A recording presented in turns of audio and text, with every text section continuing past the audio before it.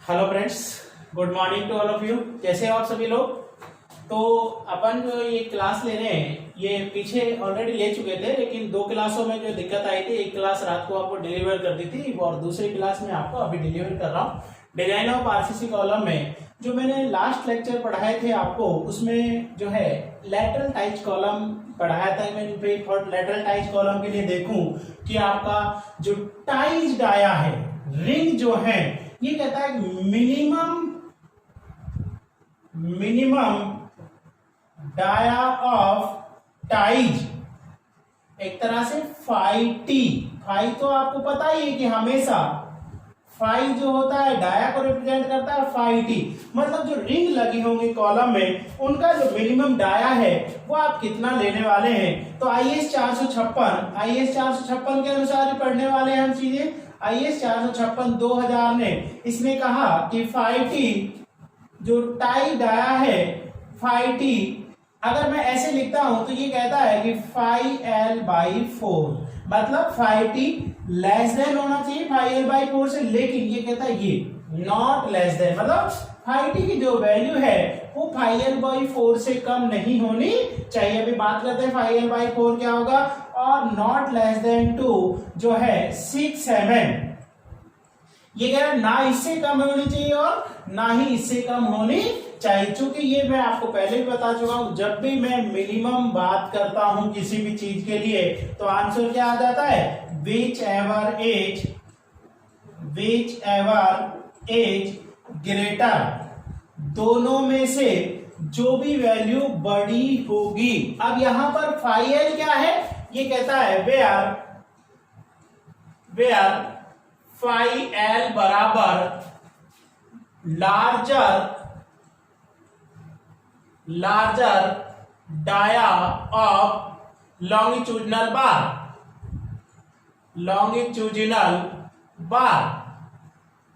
ये कह रहा है जो लॉन्गिट्यूडिनल बोलो या जो वर्टिकल जो सरिये लगे हुए हैं उसमें, उस कॉलम में वो लार्जर डाया, मतलब क्या कहना चाह रहा है कि मान लो मैं कहता कॉलम में सारे ही सरिये 16 mm के लग रहे हैं, तो फाई एल की वैल्यू क्या हो जाएगी, 16 आपकी हो जानी है आपका। और मैं अगर कहता हूं कि कॉलम में 16, क्योंकि ऑटोमेटिकली जब सारे 16 के लग रहे हैं तो लार्जर डाया सबसे बड़ा डाया कौन सा होगा, 16 ही होगा। और मैं कहता हूं 16, 20, 25 ऐसे कुछ लग रहे हैं, तो लार्जर डाया बार क्या लोगे आप, 25 आपका हो जाएगा। तो 25/4 आपका हो जाएगा। तो जो भी उसमें वर्टिकल सरिये लगे हुए हैं, जो लॉन्गिट्यूडिनल बार लगे, उनमें सबसे बड़ा डाया का सरिया आपका फाई एल के बराबर यहां पर लेना है। अब जैसे मैं आपसे कहता कि मान लो उसमें 16 और 20 के सरिये लग रहे हैं, तो बताओ भाई मिनिमम डाया ऑफ टाइज कितना लेंगे। तो आप कितना क्या करते, आपने देखा कि 16 और 20 के लग रहे, तो लार्जर डाया क्या होगा, 20/4 और 6, ये 5 आ गया। वो कहता है ना तो 5 से कम हो और ना ही 6 से कम हो। तो मैं कह रहा हूं ना तो 5 से कम हो ना 6 से कम हो। अगर हम आप 5 mm ले लेते तो 6 से कम हो जाता, तो कम से कम आपको कितना लेना पड़ेगा, 6 mm। मतलब आपका जो टाइज डाया है वो 6 mm आपका आ जाएगा, ठीक है ना। और अगर मान लो मैं कहता 25 का सरिया, 16, 20, 25 लग रहे हैं, तो यहां पर कितना आ जाएगा, लार्जर डाया 25/4 6.25। वो कहता है ना तो 6.25 से कम होना चाहिए और ना ही 6 से कम होना चाहिए। अब एक तरह से फाई टी जो है वो आना चाहिए 6.25 mm। ये करा भाई आपका आंसर 6.25 हो गया। लेकिन आप ये देखते हो मार्केट में तो 6.25 का कोई सरिया आता ही नहीं है। अब मार्केट में मिलता है 6, 8, 10, 12, 16, 20, 25, 28, 32 इन्हें में मिलता है।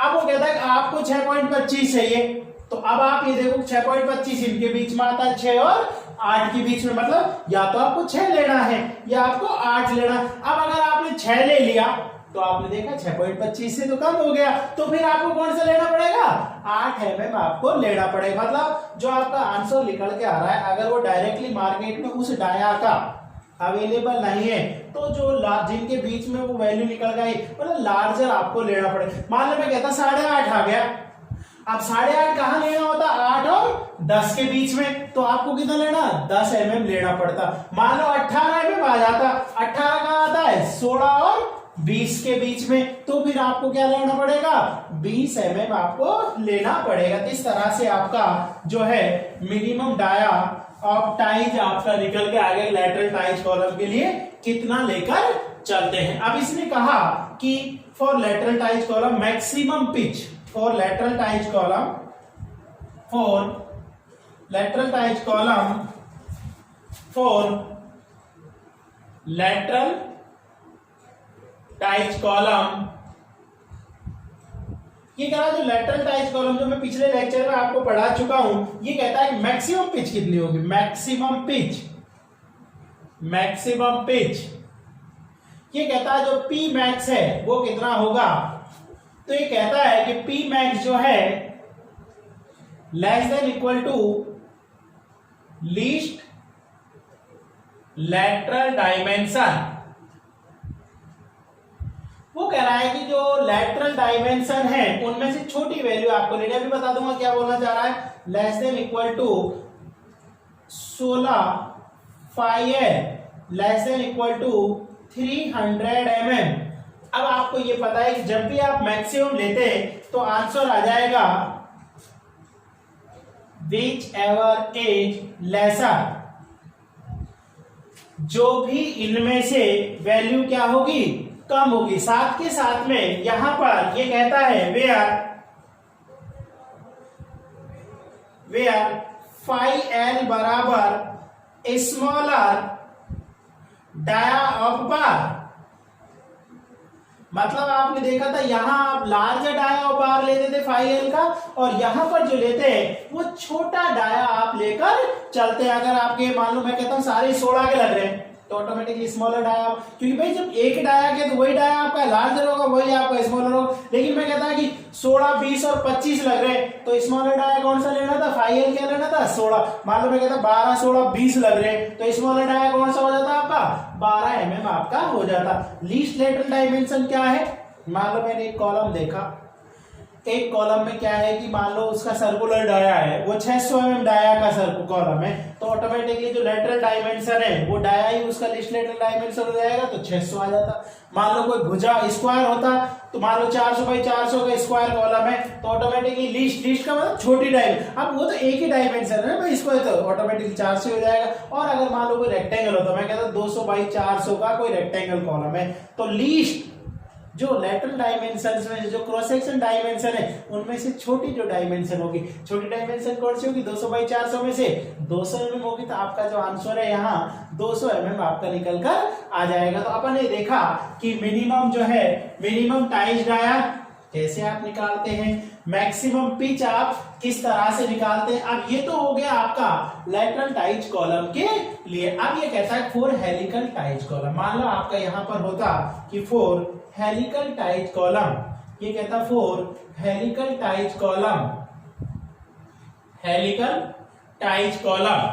अब ये कहता है कि minimum ties dia of ties बताओ जो हेलिकल रीइंफोर्समेंट से बांधा है उसका मिनिमम, कुछ फर्क नहीं आएगा, सेम टू सेम यही रहना है आपका 5t less than 5l/4 less than 6 mm which ever is greater, आपका आंसर आ जाएगी। लेकिन अब मैं देखता हूं कि अगर मैं पिच के लिए बात करता हूं कि मतलब मेरे को अगर हेलिकल टाइज में पिच देखनी है, फॉर हेलिकल टाइज कॉलम में मैक्सिमम पिच मेरे को अगर देखना है तो ये वैल्यू आपकी नहीं होगी। कैसे आप निकालोगे, ये कहता है कि जो पी मैक्स है आपका, पी मैक्स है less than equal to 75 mm। ये कहता है कि मैक्सिमम पिच जो है हेलिकल टाइज की वो 75 mm से कम होनी चाहिए, less than equal to 1/6 into core dia. ये कह रहा है कि कोर डाया का 1/6 से कम होना चाहिए। कोर डाया क्या है, ये कोई कॉलम हो गया आपका, ये कोई कॉलम हो गया, इसमें आपके ये सरिये लगे हुए हैं, ये सरिये लगे हुए हैं और इनको रिंग से बांध दिया गया है। तो एक तरह से ये जो डाया है इसका, ये जो डाया है ये कहलाता है कोर डाया, कोर डाया आपका कहलाता है भाई, कोर डाया आपका। तो ये कहता है कि आपका मैक्सिमम पिच। अब इसमें मिनिमम पिच के लिए भी कई बार वो बोलता है कि मिनिमम की पिच कैसे निकालेंगे, तो मिनिमम पिच अगर मैं देखता हूं इसकी मिनिमम पिच आप कैसे निकालोगे, तो ये कहता है मिनिमम पिच जो है, मिनिमम पिच आप कैसे निकालने वाले हैं, ये कहता है कि P minimum greater than equal to 25 mm, मतलब कम से कम 25 से के बराबर या 25 से ज्यादा होनी चाहिए, और ग्रेटर देन इक्वल टू 3 गुना हेलिकल टाइज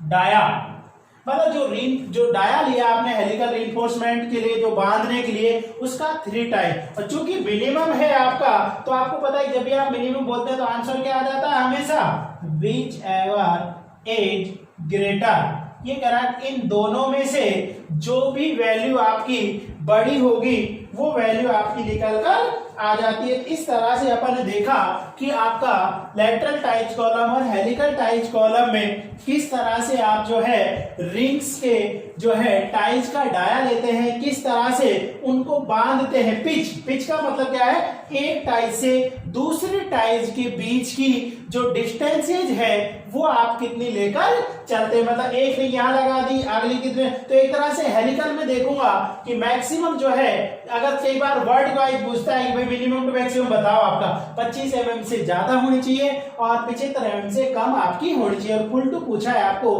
तो इस तरह से आपका निकल कर आ जाता है। अब कई बार इसके ऊपर एक छोटा सा आपसे न्यूमेरिकल्स पूछ लेता है, कैसे बोलेगा, मान लो उसने कहा कि एक कॉलम है जिसका साइज 200 बाई 400 है। उसने कहा एक कॉलम है जिसका साइज 200 बाई 400 का है और इसमें 16 mm, 20 mm और 12 mm के सरिये लगे हुए। मान लो मैंने ये कहा कि एक कॉलम है जिसका साइज जो है, साइज ऑफ कॉलम दे दिया इसने, साइज ऑफ कॉलम ये कहता है कि 200 इंटू 400 mm, मतलब मान लो उस कहता है कि जब क्रॉस सेक्शन डायमेंशन देख रहा हूं ये 400 mm हो गई है और ये आपका 200 mm आपका हो गया। 200 इंटू 400 mm का एक कॉलम है। अब ये कहता है कि इसमें कुछ सरिये लगे, मान लो इसमें 6 सरिये लग रहे हैं, 6 सरिये लगे हुए इसमें।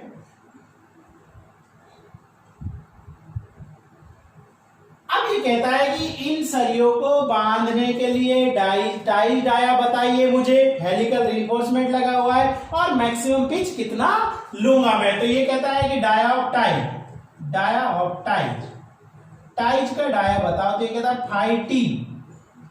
5T जो है मैंने पढ़ा था not less then to 5L/4, भाई 5L/4 पढ़ा था मैंने, 5L/4। अब डाया ऑफ लॉन्गिट्यूडिनल बार कितना है आपका, लार्जेस्ट देखो मैंने इसमें बोला कि मैं इसमें जो सरिये लगे हैं 2 12 फाई के लग रहे हैं, 2 16 फाई के लग रहे हैं और 2 20 फाई के लगे हैं, ये सरिये लग रहे हैं इसमें 2 बार। अब डाया लार्जेस्ट कौन सा होगा, 20। तो मैंने देखा कि 20 बटे, मैं कुछ ऐसे कर देता हूं, 2 25 के लग रहे हैं ना, क्योंकि 25 फाई, तो मैं क्या करूंगा 25 बटे 4 और less than equal to 6 mm।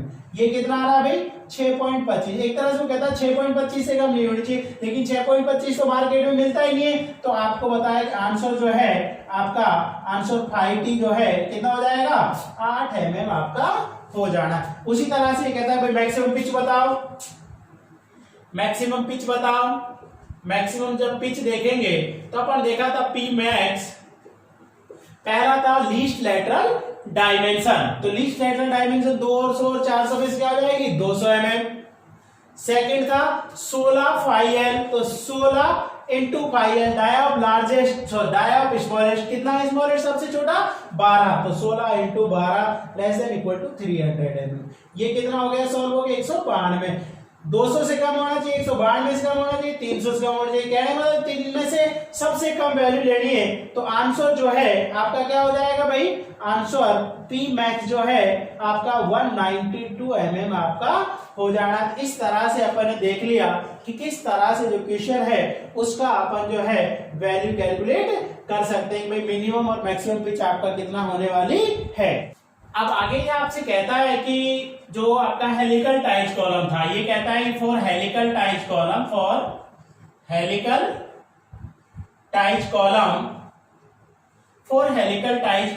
की हेलिकल टाइज कॉलम के लिए the ratio of volume of helical reinforcement volume of helical reinforcement to volume of core,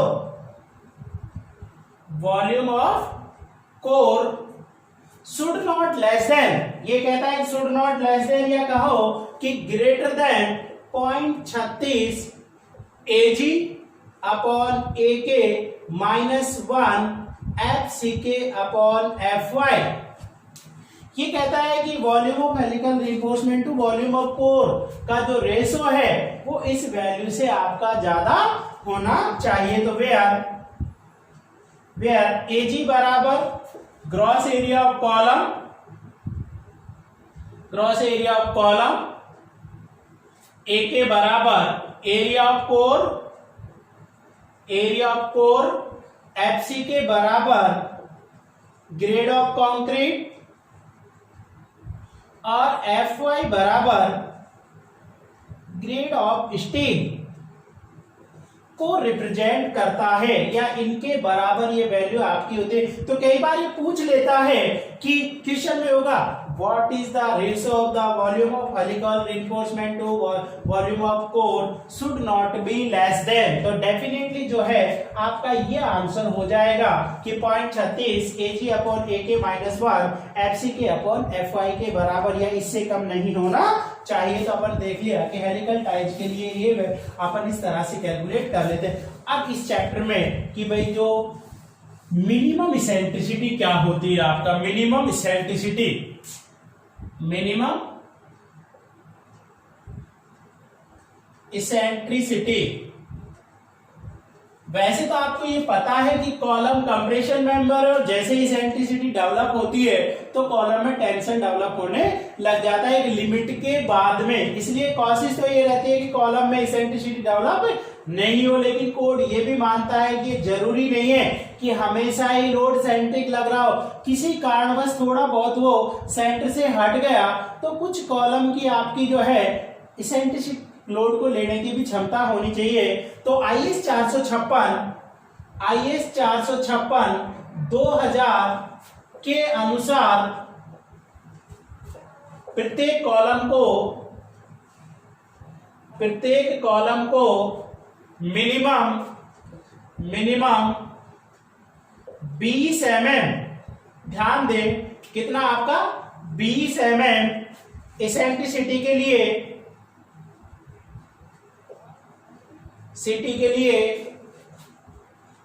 design किया जाना चाहिए।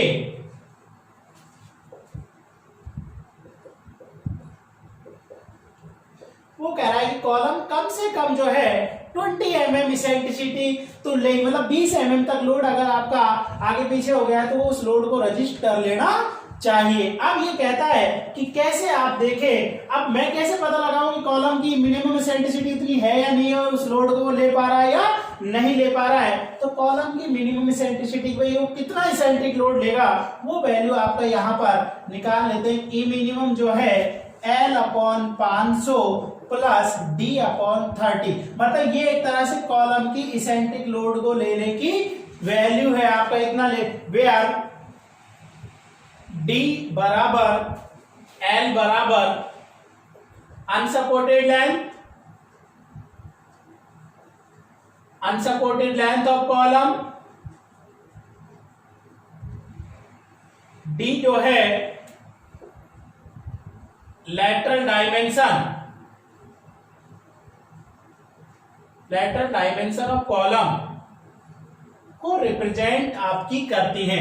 अब ये कहता है कि मान लो मैं आपसे कहा कि ये वैल्यू एक तरह से ये जो वैल्यू है L upon 500 plus D upon 30 की जो वैल्यू है ना ये 20 mm से ज्यादा निकल कर आनी चाहिए, क्योंकि उस कॉलम की इसेंट्रिसिटी निकल रही है कितना इसेंट्रिक। अब मान लो ये 18 आ जाता, ये कह रहा है कि 18 mm तक इसेंट्रिक लोड को ले सकता है, लेकिन कोड तो कह रहा है कम से कम आपको 20 mm इसेंट्रिसिटी के लिए कॉलम को डेवलप करना है। तो इसका मतलब ये कॉलम अभी सही नहीं है, इसकी L और D को इस तरह से एडजस्टमेंट करो कि वो कम से कम 20 mm इसेंट्रिक लोड को कैरी कर ले। तो अपन ये देखा कि भाई आपका जो है मिनिमम इसेंट्रिसिटी जो है वो आपका 20 mm से कम नहीं होना चाहिए। तो आपसे कई बार पूछ लेता है व्हाट कि भाई minimum eccentricity of column should not less than, तो आपका आंसर 20 mm। या what is the minimum eccentricity capacity of A column, तो L upon 500 plus D upon 30, मतलब ये आपका इस तरह भी दिख सकता है। ई मिनिमम आपका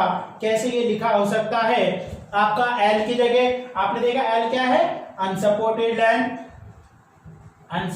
length of column upon 500 plus D क्या है, लैटरल डायमेंशन अपॉन 30, ऐसे भी आपको नजर आ सकता है। तो आपने देख लिया कि मिनिमम इसेंट्रिसिटी ऑफ कॉलम आप किस तरह से कैलकुलेट करते हैं। अब ये कहता है कि maximum eccentricity of column, maximum eccentricity of column, ये कह रहा है कि ज्यादा से ज्यादा कितना ले सकता है या ज्यादा से ज्यादा कितनी होनी चाहिए, तो ये कहता है मैक्सिमम इसेंट्रिसिटी जो है E मैक्स जो है should not greater than 0.05 into lateral dimension. वो कहता है कि ज्यादा से ज्यादा 0.05 इंटू लैटरल डायमेंशन से अधिक नहीं होना चाहिए। मान लो मैं कहता है कॉलम का लैटरल कोई 600 mm डाया का है, तो आप देखते हैं 0.05 इंटू 600, मतलब आपका कितना ज्यादा 30 mm, कि भाई 30 mm से ज्यादा इसेंट्रिसिटी आपका उस पर नहीं होनी चाहिए। तो ये जो पीछे के जो 2 लेक्चर थे जिनमें आपको वॉइस प्रॉब्लम्स वगैरह आ रही थी, उनको मैंने इन्हें क्लियर कर दिया, वापस से आपको डाल दिया है। उम्मीद करता हूं कि आपको जो है ये आपको कोई प्रॉब्लम्स नहीं आएगी। और ये कुछ एक लेक्चर्स लेने के बाद आगे के सभी लेक्चर्स 1-2 दिन के बाद में थ्रू ऐप के माध्यम से आएंगे, जो हम आपको बता देंगे YouTube पर। इसके बाद शायद लेक्चर्स जो है 1-2 और डलेंगे, उसके बाद कोई लेक्चर्स आपके नहीं डलेंगे। Thank you.